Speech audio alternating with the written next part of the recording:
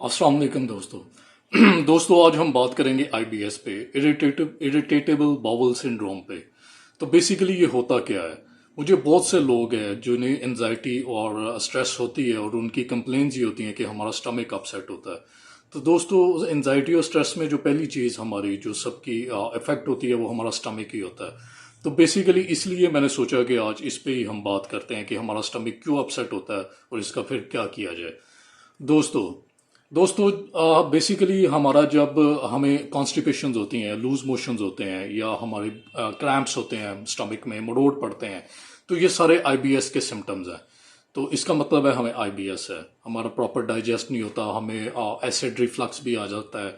ये सारी जो चीज़ें हैं अगर आपको हो रही हैं तो इसका मतलब है आईबीएस है। तो आईबीएस को हम देखेंगे कि होता कैसे है। बेसिकली उससे पहले हमें देखना होगा कि हमारे स्टमक कैसे वर्क करता है। दोस्तों हमारे स्टमक में एक हमारा मेन स्टमक होता है। स्टमक से आगे हमारे पास छोटी आंत होती है, शॉर्ट इंटेस्टाइन होता है, और फिर आगे लॉन्ग इंटेस्टाइन होता है, एक बड़ी आंत होती है। तो जो भी हम खाना खाते हैं वो हमारे स्टमक में जाता है, स्टमक में वो डाइजेस्ट होता है, डाइजेशन के बाद वो छोटी आंत में आता है और छोटी आंत से वो बड़ी आंत में आता है, और उसके बाद वो पास ऑन हो जाता है थ्रू रेक्टम। रेक्टम के थ्रू स्टूल की फॉर्म में हम उसे बाहर निकाल देते हैं। तो दोस्तों ये जो है आईबीएस, ये हमारी बड़ी आंत का इशू है। जब हमारी बड़ी आंत है वो प्रॉपर वर्क नहीं कर रही होती तो फिर आईबीएस होता है। हमारे पेट में गैस बनती है, कॉन्स्टिपेशन, लूज मोशंस और क्रैम्प्स, मरोड़ पड़ना, ये सारी चीज़ें जो है ये सिम्टम्स होते हैं आईबीएस के। तो दोस्तों जैसे ही हमारा जो है बड़ी आंत, जब हमारा जो फूड पार्टिकल्स हैं जो डाइजेस्ट होने के बाद छोटी आंत से गुजरते हैं और उसके बाद बड़ी आंत में आते हैं, तो वहां पे आके जो बड़ी आंत प्रॉपर वर्क नहीं कर रही होती जिसकी वजह से हमें गैस बनती है, और ये वो बेसिकली वो हमारे ऑटोनॉमिक नर्वस सिस्टम से कनेक्ट होती है। जब हमारा ऑटोनॉमिक नर्वस सिस्टम डिस्टर्ब होता है तो उसके, मैंने जैसे अपनी पिछली वीडियो में बताया था, उसके दो पार्ट्स होते हैं, एक सिंपथेटिक नर्वस सिस्टम और एक पैरासिम्पथेटिक नर्वस सिस्टम। तो जब ऑटोनॉमिक नर्वस सिस्टम डिस्टर्ब होता है तो हमारा जो सिंपथेटिक नर्वस सिस्टम है वो भी डिस्टर्ब होता है। सिंपथेटिक नर्वस सिस्टम की डिस्टर्बेंस की वजह से जो हमारी होती है बड़ी आंत, उसमें भी चेंजेस आते हैं। अब बड़ी आंत कैसे काम करती है उस पर पहले बात करते हैं। बड़ी आंत का बेसिक मकसद होता है जो भी हमारा जो डाइजेस्ट हो के जो मटेरियल बड़ी आंत में पहुंचता है, तो बड़ी आंत ने उसमें से वाटर को एब्जॉर्ब करना होता है। वो वाटर एब्जॉर्ब करती है, माइक्रो न्यूट्रिएंट्स को एब्जॉर्ब करती है, और दूसरे हमारे वहाँ पे कुछ माइक्रो बैक्टीरिया होते हैं जो कि डाइजेशन जो प्रोसीजर है उसमें वर्क करते हैं, और बड़ी आंत उन बैक्टीरियाज को क्रिएट भी करती है। बेसिकली इसने वाटर को एब्जॉर्ब करना होता है, बड़ी आंत ने माइक्रो न्यूट्रिएंट्स को एब्जॉर्ब करना होता है और बैक्टीरिया का फॉर्मेशन करना होता है। तो जब हमारी बड़ी आंत डिस्टर्ब होती है तो ये इसके जो फंक्शन है उनमें प्रॉब्लम आती है। ये प्रॉपर से वाटर जब एब्जॉर्ब नहीं करती तो हमें डायरिया हो जाता है, लूज मोशंस आते हैं। तो इस वजह से वो आईबीएस हो जाता है, पेट में गैस बनती है, और अगर ये अच्छे वे से वो हमारे जो माइक्रो बैक्टीरिया है वो उसका फॉर्मेशन नहीं करती तो उसकी वजह से भी हमें और सिम्टम्स आते हैं, जैसे मरोड़ पड़ते हैं हमारे पेट में, एक क्रैम्प्स आते हैं, वो सूरत हाल पैदा हो जाती है। अब जो बड़ी आंत में जो भी हमारे पास मटेरियल आता है, जब उससे वाटर अब्जॉर्ब हो जाती है, एक माइक्रो न्यूट्रिएंट्स अब्जॉर्ब हो जाते हैं, और उसके बाद बैक्टीरिया फॉर्मेशन होता है, तो ये सपोज करें ये बॉटल है, ये बड़ी आंत हमारी है। इसमें जो भी चीज़ होगी अगर मुझे यहाँ से पास ऑन करनी है तो मुझे इसे स्क्वीज करना पड़ता है। ऐसे ही हमारी बड़ी आंत में जब हमारा जो होता है डाइजेस्ट हुआ फूड होता है, तो वो इसको ऐसे कॉन्ट्रैक्शन होती है बड़ी आंत में, ऐसे कॉन्ट्रैक्ट करता है। वो कॉन्ट्रैक्शन की वजह से वो स्टूल आगे पास होता है, और फिर कॉन्ट्रैक्शन होती है वो मजीद आगे पास होता है। तो ये ऐसे पास करते हुए हमारा जो एनएस है, रेक्टम है, वहाँ से जो है वो स्टूल की फॉर्म में बाहर आ जाता है। तो बेसिकली जब हमारा जो है वो सिंपैथेटिक नर्वस सिस्टम वो डिस्टर्ब होता है, तो जो हमारी बड़ी आंत होती है इसकी कंट्रैक्शन में ये जो स्क्वीज हम करते हैं, इसकी कंट्रैक्शन में इशू आ जाता है। इसकी कंट्रैक्शन प्रॉपर नहीं होती जिसकी वजह से कॉन्स्टिपेशन भी हो जाती है। अब ये कंट्रैक्शन नहीं करता और स्टूल आगे पास ऑन नहीं होता जिसकी वजह से वो वहीं पर रुक जाता है, स्टिल हो जाता है। कंट्रैक्शन इसकी स्लो हो जाती है जिसकी वजह से हमें कॉन्स्टिपेशन हो जाती है।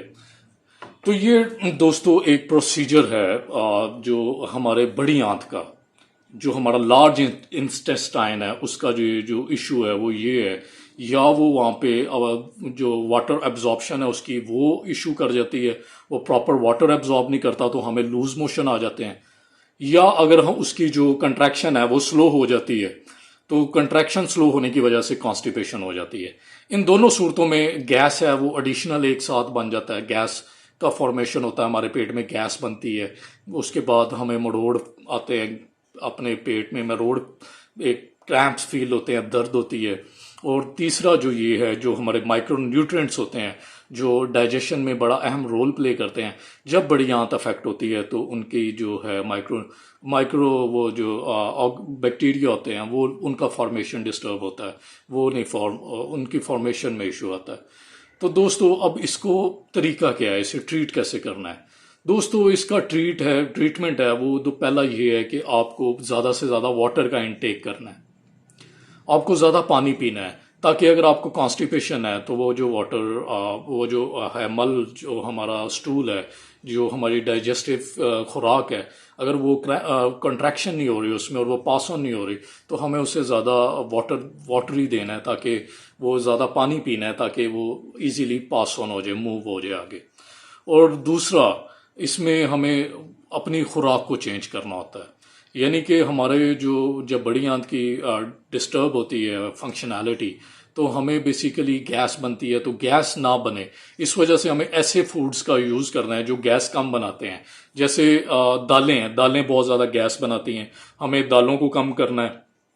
और जो सब्जियां कुछ ऐसी हैं जो गैस फॉर्मेशन करती हैं तो हमें उन सब्जियों पे कंट्रोल करना है, ऐसी डाइट लेनी है जो गैस ना ज़्यादा बना रही हो। और तीसरी चीज़, हमें फाइबर चाहिए होता है। जो जो भी हमारी बड़ी आंत की कंट्रैक्शन होती है वो फाइबर पे बहुत ज़्यादा डिपेंड कर रही होती है। तो बेसिकली फाइबर वो फूड है जिसमें वाटर लेवल भी ज़्यादा होता है और वो कंट्रैक्शन में भी हेल्प करता है और माइक्रोबैक्टीरिया के फॉर्मेशन में भी हेल्प करता है। तो हमें फाइबर का इंटेक ज़्यादा करना है, हमें ऐसे फ्रूट्स यूज़ करने हैं जिसमें ज़्यादा फाइबर हो। इसबगोल, आप इसबगोल को यूज़ कर सकते हैं इसमें। और जो इसके बाद है, हमें एक्सरसाइज करनी है, अपनी एक्सरसाइज करें, खुद को रिलैक्स करें। जैसे ही हमारा स्ट्रेस लेवल डाउन होगा, हमारी एंजाइटीज, हमारे फियर्स, फोबियाज खत्म होंगे, तो हमारे जो अंदर है वो पैरासिम्पथेटिक एक्टिविटी क्रिएट होगी। जो पैरासिम्पथेटिक एक्टिविटी क्रिएट होगी तो वो हमारी जो सिंपथेटिक एक्टिविटी जब वो ओवर एक्टिव होती है तो हमारा जो है लार्ज इंटेस्टाइन जिसे हम कहते हैं उसमें कंट्रैक्शन इश्यूज आते हैं या दूसरे इश्यूज आते हैं, तो वो भी रिजॉल्व होंगे और हमारा जो है वो नॉर्मल वर्क करेगा इंटेस्टाइन। तो उसके अलावा हमें अपना लाइफस्टाइल चेंज करना है, हमें खुश रहना है, अपने सोशल एक्टिविटीज़ में इन्वॉल्व होना है। ये चीज़ें करके हम इससे निकल सकते हैं। इसके अलावा मेडिसिन भी है, मेडिसिन भी हम यूज़ कर सकते हैं। तो ये सारा इसका ट्रीटमेंट का प्रोसीजर है। लेकिन जो इसमें मेन चीज़ जिसकी वजह से आईबीएस हो रहा होता है वो है हमारी स्ट्रेस लेवल, एंजाइटी लेवल। अगर हम उस पर अपना कंट्रोल करते हैं, कुछ एंटी डिस्परेंट्स मेडिसिन यूज़ करते हैं, तो भी हमारा ये इशू जो है आईबीएस का ये सॉल्व हो जाता है। बेसिकली लोगों की ये शिकायत है कि सर हम खुराक तो खाते हैं लेकिन हम वीक होए जा रहे हैं, हमारा वेट गिर रहा है, तो हमें कुछ भी खाते हैं लगता नहीं है। तो बेसिकली जब आपको डायरिया होगा, आपके माइक्रो न्यूट्रिएंट्स प्रॉपर एब्जॉर्ब नहीं होते, वाटर एब्जॉर्ब नहीं होता, इसका मतलब माइक्रो न्यूट्रिएंट्स भी एब्जॉर्ब नहीं हो रहे, तो जिसकी वजह से डायरिया होता है और कुछ भी हम खाते हैं वो हमें लगता नहीं है। या आपको कॉन्स्टिपेशन हो गई है, तो कॉन्स्टिपेशन में हमारी जो लार्ज इंटेस्टाइन है उसकी जो कंट्रैक्शन डिस्टर्ब होती है, उसकी वजह से भी जो है हमारा वो प्रॉपर जो न्यूट्रिएंट्स हैं वो एब्जॉर्ब नहीं होते उसमें से। तो दोस्तों ये इश्यूज इसलिए बनते हैं आईबीएस के। तो दोस्तों अगली वीडियो तक मुझे इजाज़त दें, शुक्रिया।